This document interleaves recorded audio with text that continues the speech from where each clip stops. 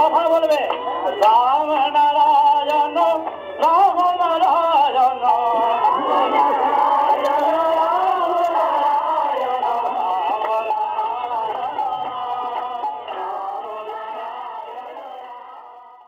রাম ও নারায়ণ রাম। ঠাকুর শ্রী শ্রী বালক ব্রহ্মচারী মহারাজের শ্রীচরণে অনন্ত কোটি প্রণাম জানিয়ে শুরু করছি আজকের বেদ চর্চা। বিষয়, তত্ত্বে যিনি ভরপুর একমাত্র তিনিই পারেন তত্ত্বে সবাইকে ডুবিয়ে রাখতে। শুকচর ধাম, 24শে আগস্ট 1972। ঠাকুর বলছেন, আমাদের এই দেহবিনা যন্ত্র সৃষ্টি তত্ত্বে এক অতি আশ্চর্য বস্তু। এর প্রতিটি অণু পরমাণু ইউনিভার্সের প্রতিটি গ্রহ নক্ষত্রের সাথে এক যোগাযোগের সূত্রে যুক্ত হয়ে রয়েছে। তুমি ইচ্ছা করলে সূর্যের আলোকের পথে গমনাগমন করতে পারো, কোনো দূর দূরান্তের গ্রহ নক্ষত্রের সাথে কথা বলতে পারো। কিভাবে বলবে, কেমন করে বলবে, এটা হয়তো এখন কল্পনা বলে মনে হতে পারে, কিন্তু বলা যায়, বলা সম্ভব, এটাই এখন জেনে রাখো। কাউকে হয়তো সূর্যের সঙ্গে কথা বলিয়ে দিলাম, অন্য স্টারগুলোর সঙ্গে লিঙ্ক রেখে একটা ফরেন প্লাগের মতন দিয়ে সূর্যের সঙ্গে কথা বলিয়ে দিলাম। সেখানে অন্য কেউ যদি থাকে, সে তার ইচ্ছায় উত্তর দিচ্ছে। সূর্যটার বডিটাই উত্তর দিচ্ছে, ব্যক্তি হিসাবে উত্তর দিচ্ছে না।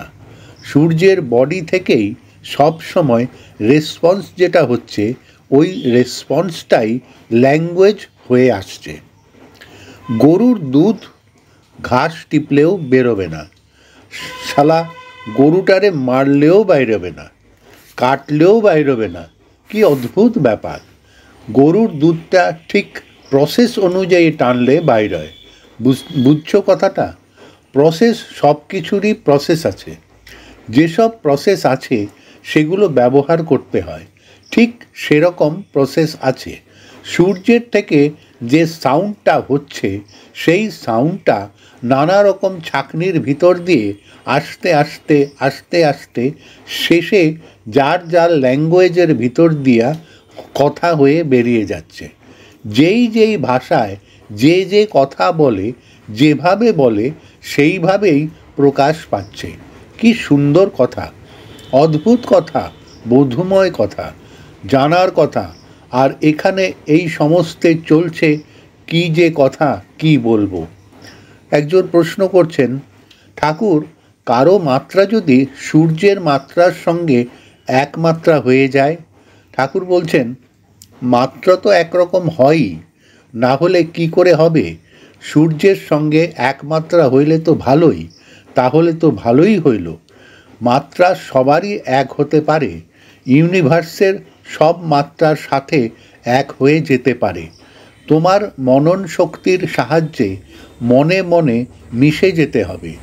নুনের পুতুলটারে সমুদ্রে ফেলে দিলে মুহূর্তে গলে যাবে। গলে গিয়ে কি হলো? সমুদ্রের সঙ্গে এক মাত্রা হয়ে গেল, অর্থাৎ তৎস্বরূপ হলো, সমুদ্রের স্বরূপত্ব লাভ করল। বুঝলে না? কিন্তু ইন্ডিভিজুয়ালি মাত্রা কখনো এক হবে না, সেখানে তারতম্য থাকবেই। সেই জন্যই তো বুঝবার জন্য মহাকাশটা দিয়েছে, ফাঁকাটা দিয়েছে, যে ফাঁকার সাথে মাত্রা রেখে কাজ করো। ভেদ শূন্য মহর্নিশম কথাটা হলো ফাঁকার সাথে মাত্রা রেখে কাজ করো। যত তুমি মিশে যাবে, মহাশূন্যের শক্তিগুলি তোমার আয়ত্তে আসবে। তোমার তো বিষয়বস্তু দেওয়াই আছে। অঙ্ক কষতে যদি ভুল করো, সেটা কার দোষ? বুঝে করবা, না হলে হোঁচট খেতেই হবে। জন্ম যখন নিয়েছ, মাত্রায় না পৌঁছনো অবধি হোঁচট খেয়ে যেতে হবে। কেন? কিসের জন্য? কিভাবে হইতাছে? কোথা থেকে হইতাছে? কিসে অ্যাসিড হবে, কোনটায় অ্যালার্জি হবে, এ ধরা মুশকিল। একটা একটা করে বুঝে বুঝে চলতে হবে, তা না হলে ধরা মুশকিল। এখানে আর অন্য কিছু নেই। তবে সেই জন্যই এই পথের যারা পথিক, তত্ত্বের যারা পথিক, তারাই একমাত্র সবাইকে সেই পথে টেনে নিতে পারেন। এছাড়া পৃথিবীর আকর্ষণে যেমন 50-60 মাইল দূর থেকেও টেনে নিয়ে আসে, এই রকম এক একটা পরিবেশের আকর্ষণ, অবস্থার আকর্ষণ টেনে টেনে রাখছে। যেরকম পরিবেশে আছি সবটাই তো ফ্ল্যাকচুয়েট চলছে।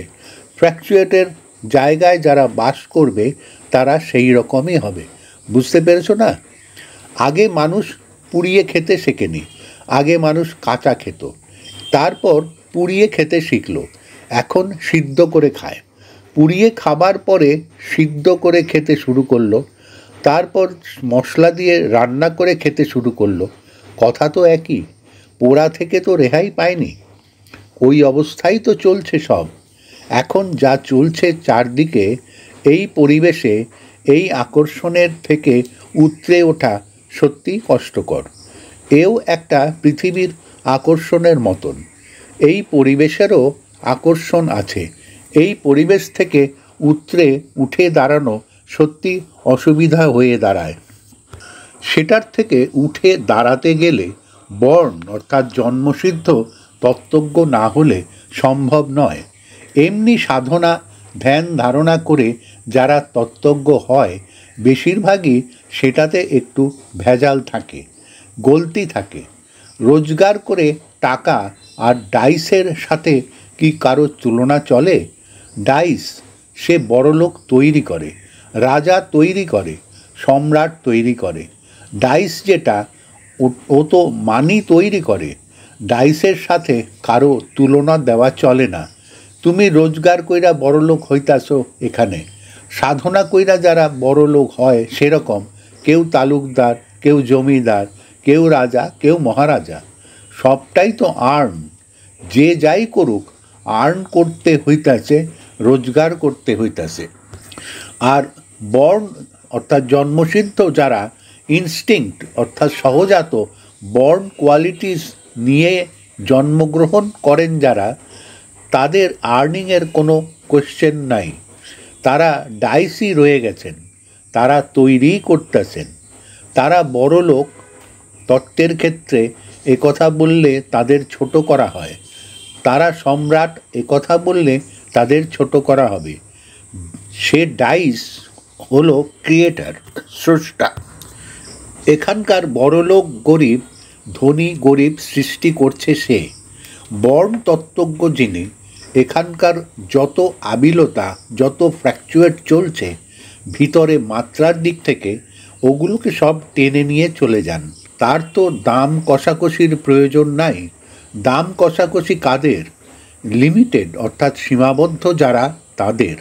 এখানে বড়লোক যতই হোক, যত লক্ষ কোটি টাকা থাক, তবু লিমিটেড। আর ডাইস হলো আনলিমিটেড, অনন্ত প্রোডাক্টস। সে আনলিমিটেডলি প্রোডাকশান করে দিতে পারে, তার তো কোনো ফেল নাই, ফল নাই। বর্ন কোয়ালিটিস নিয়ে জন্মগ্রহণ করেন যিনি, তার কোনো ফল অর্থাৎ পতন নাই। তিনি দুনিয়ার সবাইকে ভাসিয়ে নিয়ে যেতে পারেন। তিনি একমাত্র পৃথিবী কিনতে পারেন।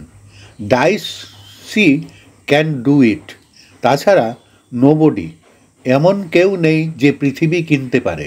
অন্যেরা যুদ্ধ করে দখল করতে পারে, মারপিট কইরা দখল করতে পারে, কিন্তু দখল করা আর সহজে কেনা এক নয়। ডাইস সে পৃথিবী কেন, চন্দ্র, সূর্য, গ্রহ, নক্ষত্র কিনতে পারে। একটা কথার কথা বলছি, একমাত্র ডাইসই কিনতে পারে, কারণ সে অর্থাৎ ডাইস অফুরন্ত প্রোডাক্টস তৈরি করতে পারে, যার কোনো শেষ নাই। আর এখানকার কোনো রাজা মহারাজার পক্ষে এটা সম্ভব নয়, কারণ তাদের ক্ষমতা সীমাবদ্ধ। বর্ণ তত্ত্বজ্ঞই ডাইস ক্যান ডু এভরিথিং। তিনি সবাইকে ভাসিয়ে নিয়ে যেতে পারেন, চরম মাত্রায়, পরম মাত্রায় নিয়ে তাকে রিচ অর্থাৎ পৌঁছে দিতে পারেন, এবং রিচ অর্থাৎ ধনী করতে পারেন। একটা রিচ পৌঁছনো, একটা রিচ ধনী, তাই না? তিনি অর্থাৎ তত্ত্বজ্ঞ রিচ করে তাকে রিচ অর্থাৎ ধনী করে দেন। বুঝতে পেরেছ? আজ্ঞে হ্যাঁ। আচ্ছা, সুতরাং একমাত্র তার অর্থাৎ ডাইসের পক্ষেই এটা সম্ভব, আর কারো পক্ষে সম্ভব নয়। আবার এখানে যারা বড় হয়ে সাধনা করে সিদ্ধিলাভ করেছেন, সেটা সিদ্ধিলাভের পক্ষে কতটা সত্য সেটাও সন্দেহজনক, সন্দিগ্ধতা তার থেকেই যায়। আর যদিও বা হয়ে থাকেন, যদি সিদ্ধিলাভ করেছেন ধরে নেওয়া যায়, একটা অবস্থা তিনি প্রাপ্ত হয়েছেন, সেও লটারি পাওয়ার মতন, অথবা প্রজার উপর অত্যাচার করে যেমন বড়লোক হয়, তেমনই হয়েছেন একটা কিছু সাময়িক একটা, সেজন্য হয়তো সমুদ্র কেনার মতন কিছু একটা প্রাপ্ত হয়েছেন। তার পিছনে কিছু লোক থাকতে পারে, 2-4টা লোককে কইতে পারেন তুমি এই পথের পথিক হও, সে সম্ভাবনা আছে, এটাই যথেষ্ট, তাও সন্দেহজনক। কিন্তু বর্ণ অর্থাৎ জন্মসিদ্ধ, সান ফর্ম অর্থাৎ সূর্যস্বরূপ যারা, তারা একেবারে সবাইকে নিয়ে যত খুশি নিয়ে যেতে পারেন। তার কথা তো আগেই বললাম, তাদের ক্ষমতা আনলিমিটেড অর্থাৎ অসীম অনন্ত। তাদের বাৎসরিক কোনো আয় নাই, আয়ের কোনো প্রশ্ন নাই। তাদের হলো ব্যয়, তারা ব্যয় করতে পারেন, শুধু দিয়া যাও, সবাইকে দিয়া যাও, রিটার্ন অর্থাৎ প্রতিদান নেবার প্রয়োজন হয় না। বুঝতে পেরেছ? তত্ত্বে যিনি ভরপুর, তত্ত্বই যার একমাত্র সম্বল, তত্ত্বই যার ধ্যান জ্ঞান, তত্ত্বই যার প্রেম, তত্ত্বেই যিনি ডুবে আছেন, তত্ত্বই যার দেহ মন, যার দেহ মন তত্ত্বে ভরা, তত্ত্বে গড়া। বুঝতে পেরেছ? দেহ মন যার তত্ত্বে ভরা, তত্ত্বে গড়া, তিনিই একমাত্র পারেন তত্ত্বে সবাইকে ডুবিয়ে রাখতে। তত্ত্বই যার ধ্যান জ্ঞান প্রেম, তারপরে কি চক্ষু কর্ণ নাসিকা জিহ্বা ত্বক, সব দৃষ্টি তার, যার তত্ত্বপূর্ণ, তত্ত্বে মিশ্রিত, তত্ত্বে যুক্ত, তার পক্ষেই সম্ভব তত্ত্বে ডুবিয়ে রাখা, তত্ত্বময় করে রাখা। এছাড়া আর কারো পক্ষে সম্ভব নয় এই তত্ত্বে ডুবিয়ে রাখা। হিতোপদেশ নির্দেশ উবাচ আর শাস্ত্রের বুলি আওড়িয়ে তত্ত্বের বুলি হয় না।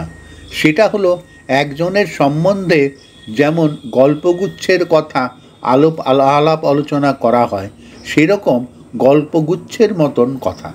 গল্পগুচ্ছের যে কথা, এটা তোমার কথা নয়, এটা হলো ঠাকুমার ঝুলির কথা, গল্পের ঝুলির কথা। শাস্ত্র যদি গল্পের ঝুলির মতন কথা হয়, সেটা তত্ত্বে ভরা নয়, কিন্তু শুনতে ভালো লাগে।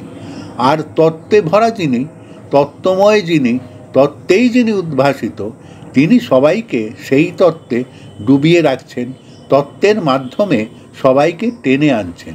সেই তত্ত্ব হলো জীবনযাত্রার একমাত্র সম্বল, এবং সেই তত্ত্বেই সবাই মিশে তত্ত্বময় হয়ে যায়, তত্ত্বে ভরে যায়। তাছাড়া অন্য কারো পক্ষে এটা সম্ভব নয়। সেরকম ব্যক্তির বড়ই অভাব, সেরকম ব্যক্তিরই অভাব। কাগজের ফুলই বেশি, গাছের ফুল কম। বুঝতে পেরেছ? তবু বলছে, শাস্ত্র পাঠ করলে, গ্রন্থ পাঠ করলে তার মধ্যে ফুলের গন্ধ, তত্ত্বের গন্ধ আছে তো। ফুল অনেক দূরে, তার সেন্ট আছে, গন্ধ আসছে এইখানে। সেরকম কিছুটা যে সেন্ট না পাওয়া যায় তা নয়, তবে সেই সেন্ট মিশে যায়, বেশিক্ষণ থাকে না। রাস্তায় চলতে চলতে হঠাৎ এক বাড়ির থেকে ফুলের গন্ধ পেলে, পাওয়া যায় না? রাস্তা দিয়ে যেতে যেতে হঠাৎ শেফালি ফুলের গন্ধ পেলে, হেনা ফুলের গন্ধ পেলে, বাহ কি সুন্দর গন্ধ! ওই রাস্তার সীমানো পর্যন্ত, রাস্তার ওই 4 পা পার হলেই আবার দুর্গন্ধ, তখন ময়লার গন্ধ, দুর্গন্ধ শুরু হলো। এটাই বেশি। তত্ত্বে উদ্ভাসিত হওয়ার অবস্থাটা হলো একটা ব্লসমস, একটা ফ্লাওয়ার।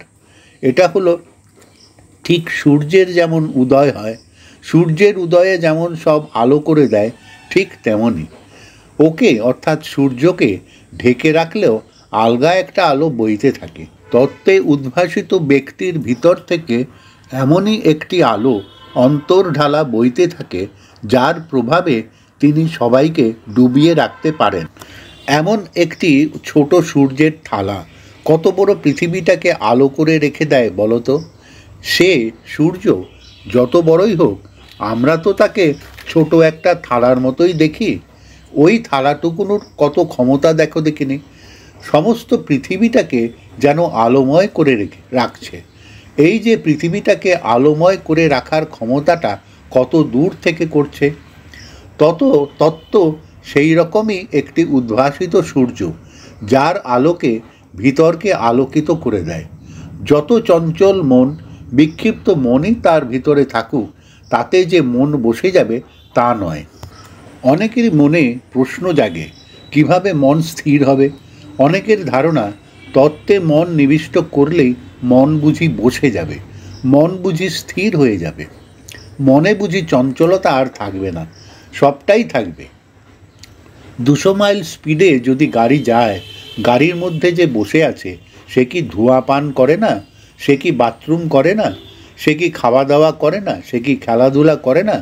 এগুলি তো সবই 200 মাইল স্পিডে দৌড়াচ্ছে। সে তো 200 মাইল স্পিডে দৌড়াচ্ছে গাড়ির সাথে সাথে, স্পিডের সাথে সেও দৌড়াচ্ছে। দৌড়ানোর ভিতরে গতি তো তার ঠিকই আছে, তার মধ্যে আবার মনের দিক থেকে তার চঞ্চলতাও ঠিক আছে। তোমাকে তত্ত্বে ডুবিয়ে রাখছি। তত্ত্বে ডুবিয়ে যদি নেইও, তাতে তোমার মনের বিক্ষিপ্ততা যে স্থিরতায় এসে পড়বে তা তুমি আশা করো না। সেখানে বিক্ষিপ্ততা থাকবে, চঞ্চলতা থাকবে, মন নানা রকমে এদিক ওদিক যাবে, সব কিছু ভাববে। কিন্তু তত্ত্বের গতি, তত্ত্বের গাড়ির মধ্যে তুমি বসে আছো, কিন্তু গতির সাথে তুমি কিন্তু চলছো। এদিকে তোমার যত রকম ঝঞ্ঝাট, মনের চঞ্চলতা সবটাই আবার পুরোপুরি আছে। তাতে তুমি মনে করো না তোমার বুঝি লস হয়ে গেল। অনেকের ধারণা, তত্ত্বে মন বসে গেলেই বুঝি একটা কিছু উপলব্ধি করবে। সেই উপলব্ধির কথাটা হচ্ছে মানুষের একটা কথার কথা। এই উপলব্ধিতে বুঝি ডুবে যাবে, দর্শনে বুঝি ডুবে যাবে। ওগুলো কোনো কথা না। দর্শন হচ্ছে একটাই, যা দেখছো এটাই দর্শন, যা বুঝছো এটাই অনুভূতি, যা উপলব্ধি করছো এটাই অনুভূতি।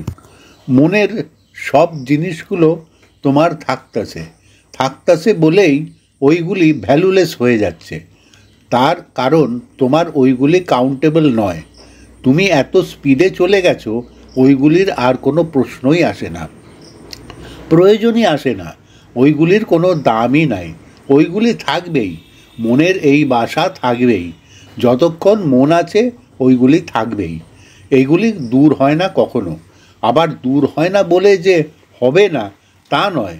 যখন তুমি পৌঁছালে, তখন তুমি বুঝলে যে না, আমি পৌঁছে গেলাম, তখন এগুলি আর আসে না, তখন এগুলি নাই। পৌঁছে গেলে স্লেটে লিখলা, জল দিয়ে মুছে ফেললা, পরিষ্কার হয়ে গেল, তুমি তো পৌঁছে গেলে। এখন তোমাদের যে গতি চলছে, তত্ত্বের সঙ্গে তোমাদের সম্বন্ধ, তত্ত্বের ইঞ্জিনের সাথে বগ্গি হয়ে তোমাদের বেরিয়ে যেতে হবে। বগ্গির মধ্যে রদ্দামালই থাকে, যত রদ্দামাল সব বগ্গির মধ্যে, কিন্তু ইঞ্জিনের সাথে তোমাদের গতি। ইঞ্জিন যেখানে পৌঁছলো, বগ্গিগুলিও সেখানে পৌঁছলো, ব্যাস হয়ে গেল। সেই জন্যই বলছি, তত্ত্বের বিশ্লেষণ করতে হবে তোমাদের, বিশ্লেষণমুখী হতে হবে এবং তত্ত্বের বিষয়বস্তুগুলির সাথে তোমাদের যুক্ত হতে হবে। এই প্রচেষ্টাটার শিকলের সাথে, তত্ত্বের শিকলের সাথে যুক্ত থেকে তোমাদের চলতেই হবে। এই চলার জন্যই হলো প্রচেষ্টা। তার জন্য আলাদা কোনো রকম বুদ্ধি খাটাতে হবে না, আলাদা কোনো রকম বিশেষ কিছু খাটাতে হবে না। একটাই কাজ, শুধু সহজভাবে তত্ত্বগুলোকে স্মরণ করা, স্মরণে রাখা। স্মরণ করলেই যথেষ্ট। স্মরণেই তো সব হচ্ছে। যত যা কিছু মনের ফ্র্যাকচুয়েট অবস্থা চলছে স্মরণে, বরণে, ধরনে, মননে, গরণে, সবই চলছে এইভাবে। তখন আর কিছু অসুবিধা হবে না। তত্ত্বের সাথে যুক্ত হয়ে কাজ করলে আর ভাববার মতো কিছু থাকে না। এইটাই একমাত্র পথ, বাঁচার পথ, জানার পথ, চলার পথ এবং শেষ পথ। আজ এই পর্যন্ত। রামনারায়ণ রাম। পুস্তক সূত্র শত অর্ঘ্য শত বর্ষে। প্রিয় শ্রোতাবৃন্দ, এই যে অনুলিপিটি পাঠ করা হলো তার লাইভ ভাষণ আমাদের আরেকটি চ্যানেল ঠাকুর বালক ব্রহ্মচারীর বেদবাণীতে এপিসোড নাম্বার 33, এপিসোড 33-তে দেওয়া আছে। ওই চ্যানেলটির লিংক ডেসক্রিপশন বক্সে দেওয়া আছে, একটু দেখে নেবেন। আপনাদের মূল্যবান মতবাদ আমাদের কমেন্ট বক্সে জানাবেন এবং শেয়ার এবং সাবস্ক্রাইব করে দেবেন। রাম ও নারায়ণ রাম।